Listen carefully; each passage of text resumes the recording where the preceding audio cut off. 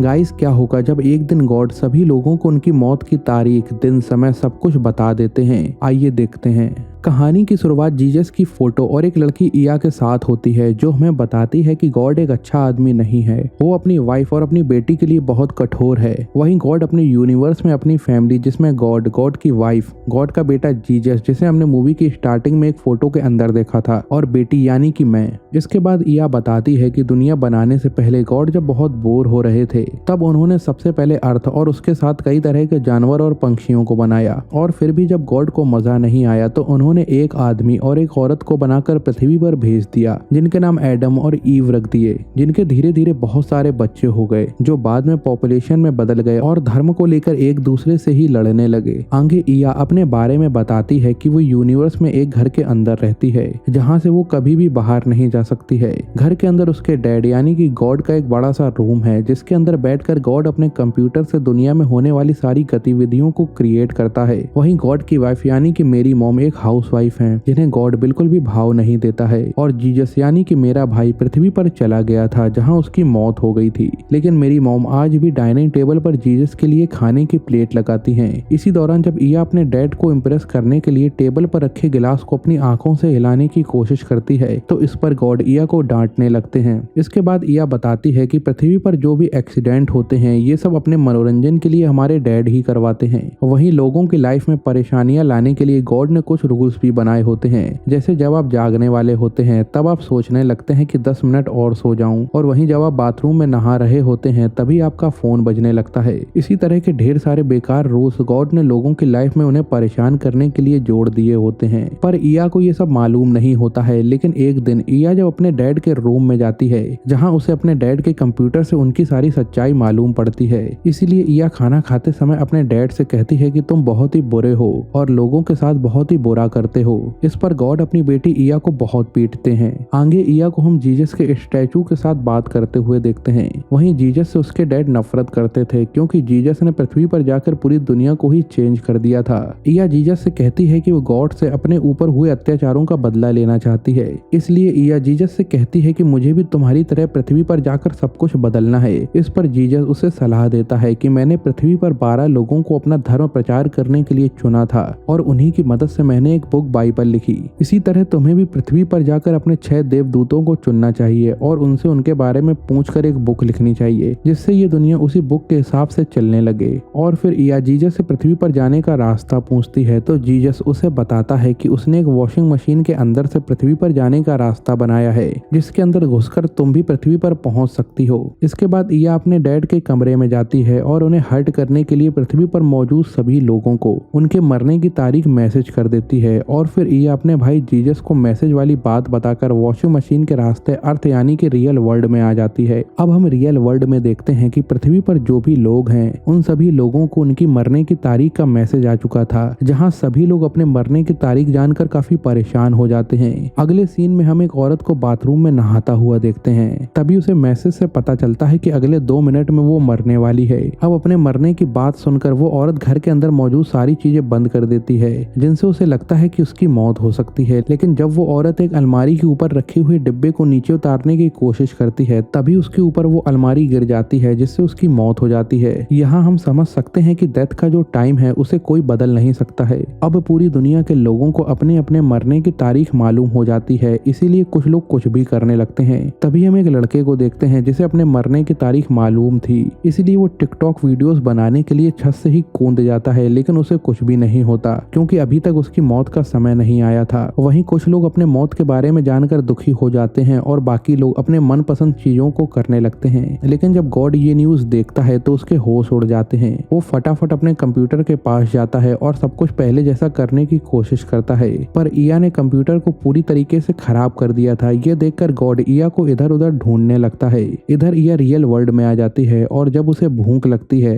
तो इया डस्टबिन से एक बर्गर उठाकर खाने लगती है। तभी उसे सड़क पर एक भिखारी आदमी मिलता है जिससे इया बात करने की कोशिश करती है। वहीं इया को बुक लिखने के लिए एक आदमी की जरूरत थी, इसीलिए इया उस भिखारी से लिखने के बारे में पूछती है। तो वो भिखारी कहता है कि वो थोड़ा बहुत ही लिख सकता है। ये सुनकर इया भिखारी के साथ साथ चलने लगती है और उसे अपने मिशन के बारे में बताती है। इसके साथ ही इया भिखारी को अपने भाई जीजस के बारे में भी बताती है, पर उसे इया की बातें समझ नहीं आती हैं। दूसरी तरफ गॉड इया को लेकर बहुत परेशान होता है और अपनी वाइफ से कहता है कि जो जीजस के साथ हुआ है वो उसके साथ भी हो सकता है। इसीलिए गॉड इया को बचाने के लिए वॉशिंग मशीन के अंदर जाने लगता है। वहीं गॉड की वाइफ उसे रोकने की कोशिश करती है, पर गॉड उसकी बात नहीं सुनता और रियल वर्ल्ड में चला जाता है। अब इया का मिशन होता है अपने 6 देवदूतों को ढूंढकर उन्हें यकीन दिलाना कि वो जीजस की बहन है और फिर उन 6 लोगों को इकट्ठा करना, क्योंकि इया को लगता है कि उसके ऐसा करने पर एक मिरेकल होगा जिससे पूरी दुनिया एक बार फिर से चेंज हो सकती है। इसके बाद इया हमें अपनी पहली देवदूत एमिली से मिलवाती है, जिसने अपनी मरने की तारीख मालूम होने के बावजूद भी अपनी लाइफ में कुछ नहीं बदला था।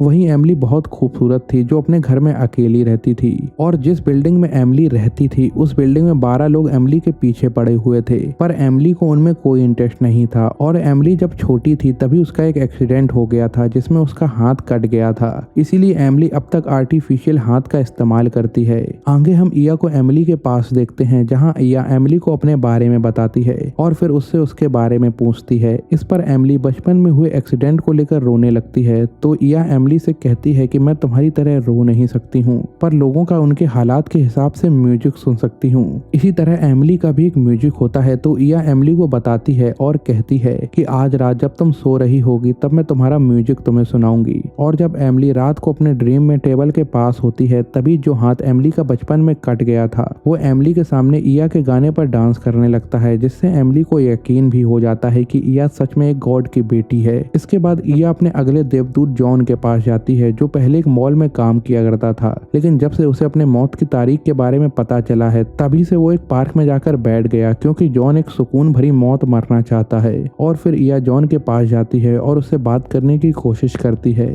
और उसे बताती है कि वो गॉड की बेटी है, लेकिन जॉन को इया की बातों पर यकीन नहीं होता। तो इया जॉन के सामने एक पंछी को बुलाती है और उससे बात करने लगती है। ये देखकर जॉन काफी हैरान होता है, लेकिन फिर भी उसे इया की बातों पर यकीन नहीं होता है। इसके बाद हम गॉड को वॉशिंग मशीन से बाहर निकलते हुए देखते हैं, जहाँ एक औरत गॉड को इस तरह एक मशीन से बाहर निकलते हुए देखकर डर जाती है और गॉड को धक्के मारकर वहाँ से निकाल देती है। बाहर गॉड को जब भूख लगती है तो वो भी एक डस्टबिन से बर्गर उठाकर खाने लगता है। तभी वहाँ पर कुछ गुंडे आ जाते हैं जिनसे गॉड अपनी बेटी के बारे में पूछने लगता है, पर वो गुंडे गॉड को पागल समझकर बहुत पीटते हैं। फिर हम गॉड को हॉस्पिटल में देखते हैं, जहाँ गॉड एक छोटे से बच्चे से ब्रेड छीनकर खाने लगता है। तभी उस बच्चे की मॉम गॉड को कूटने लगती है। आगे इया अपने अगले देवदूत जैक से मिलती है, जो बहुत ही शर्मीला होता है। दरअसल जैक ने बचपन से लेकर आज तक कभी भी किसी भी लड़की को टच भी नहीं किया होता है, इसीलिए जब उसे पता चलता है कि उसके पास जीने के लिए सिर्फ अब 83 दिन ही बचे हुए हैं तो वो सबसे पहले रेड लाइट एरिया में जाकर लड़कियों के साथ अपनी रातों को रंगीन करना शुरू कर देता है,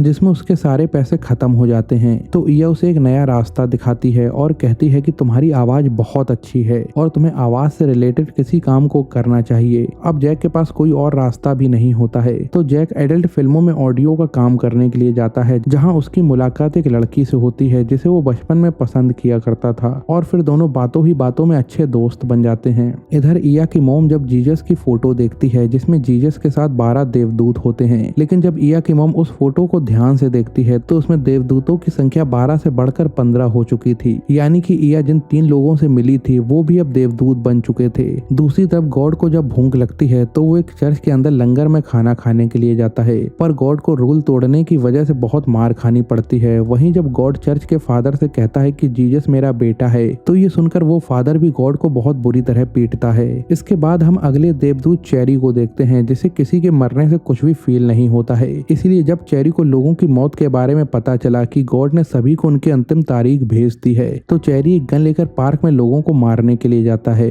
तभी वहाँ पर इया आ जाती है और उसे अपना मिशन बताती है। वहीं चेरी पार्क में किसी न किसी को मारने के लिए आया था, इसीलिए इया उसके सामने जा रही लड़की को गोली मारने के लिए कहती है, और वो लड़की कोई और नहीं बल्कि एमिली होती है, जिसे चेरी जब गोली मारता है तो वो गोली एमिली के आर्टिफिशियल हाथ पर लगती है, जिससे एमिली को कोई फर्क नहीं पड़ता है। ये देखकर चेरी हैरान होता है और फिर एमिली के पीछे पीछे फूल लेकर लिफ्ट में जाता है और एमिली को फूल देकर अपने प्यार का इजहार करता है। इस दौरान एमिली उसे कोई जवाब दिए बगैर ही वहाँ से चली जाती है।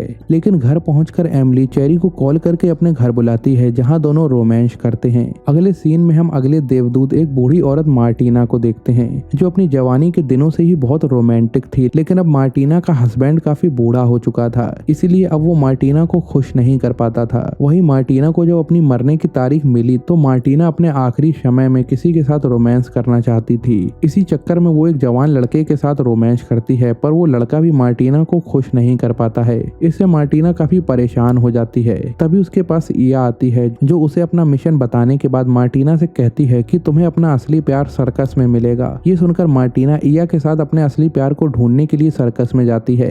सर्कस में मार्टिना जब एक बड़े से बंदर के पास जाती है तो वो बंदर मार्टिना की तरफ अपना हाथ बढ़ाता है और मार्टिना भी उसको टच करती है, जिससे दोनों को प्यार हो जाता है और मार्टिना उस बंदर को खरीद कर अपने घर ले जाती है। घर जाकर मार्टिना उस बंदर के साथ रोमांस करने लगती है और ये सब करते हुए मार्टिना का हस्बैंड उसे पकड़ लेता है, पर मार्टिना को इससे कोई फर्क नहीं पड़ता है। इधर गॉड अपने यूनिवर्स में वापस जाने के लिए परेशान होता है। तभी उसे इया एक भिखारी के साथ मिल जाती है, तो गॉड इया से सब कुछ सही करने के लिए बोलता है, पर इया अपने डैड की कोई बात सुने बगैर ही वहाँ से भागने लगती है और गॉड भी उसका पीछा करता है और फिर इया उस भिखारी को लेकर नदी के पानी के ऊपर चलकर दूसरी तरफ चली जाती है। वहीं गॉड जब पानी में चलने के लिए नदी में उतरता है तो वो पानी में ही गिर जाता है, क्योंकि गॉड की सारी शक्तियां उसके कंप्यूटर में होती हैं। इसके बाद हम आखिरी देवदूत विली को देखते हैं, जो कि एक छोटा बीमार बच्चा था। वहीं जब विली को अपने मरने के बारे में पता चला कि वो 54 दिनों में मरने वाला है, तो उसकी मॉम और डैड विली से कहते हैं कि वो अपने इन आखिरी दिनों में जो भी करना चाहता है वो कर सकता है। तो विली लड़कियों की तरह कपड़े पहनकर घूमने के लिए जाता है,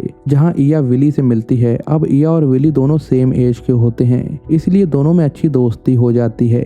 इया विली को कुछ मिरेकल करके दिखाती है, जिससे विली काफी खुश हो जाता है। वहीं रात को इया विली को उसके ड्रीम में देखती है कि विली ने रात में सोने से पहले जिस मछली का मीट खाया था उसकी सोल विली के अंदर है, जो विली से बात करती है और उससे कहती है कि उसे फिर से पानी के अंदर जाना है। इस पर विली इया के पास जाकर डिसाइड करता है कि वो अपने आखिरी समय में समुद्र के किनारे जाकर मरेगा। इधर गॉड को पुलिस पकड़ लेती है और उससे उसका पासपोर्ट मांगने लगती है, लेकिन गॉड के पास कोई पासपोर्ट नहीं होता है, तो पुलिस वाले गॉड को एक प्लेन में बिठाकर दूसरे देश में ले जाने लगते हैं। दूसरी तरफ समुद्र के किनारे इया अपने 6 देवदूतों को लेकर आती है और यहाँ वो सभी लोग आते हैं जो आज के दिन ही मरने वाले थे। तभी विली इया से पूछता है कि तुम तो बोल रही थी कि जब 6 देवदूत आपस में मिलेंगे तभी एक मिरेकल होगा, ये आखिर कब होने वाला है। इसके बाद हम इया की मॉम को देखते हैं, जो घर में सफाई करते हुए गॉड के कंप्यूटर के रूम में पहुंचती हैं और जब इया की मॉम कंप्यूटर के सामने जाती हैं तो वो कंप्यूटर अपने आप ही ऑन हो जाता है। इधर बीच के किनारे विली अपनी मौत का इंतजार करने लगता है।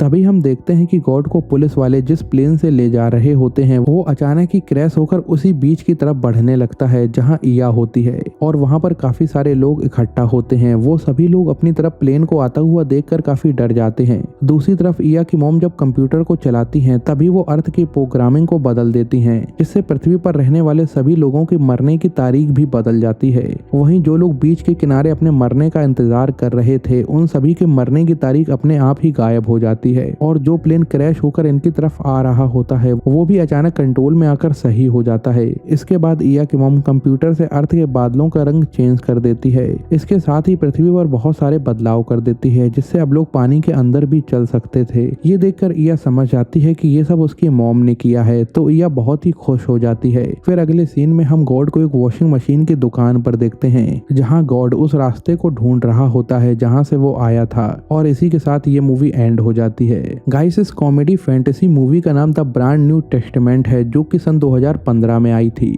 Thanks for watching.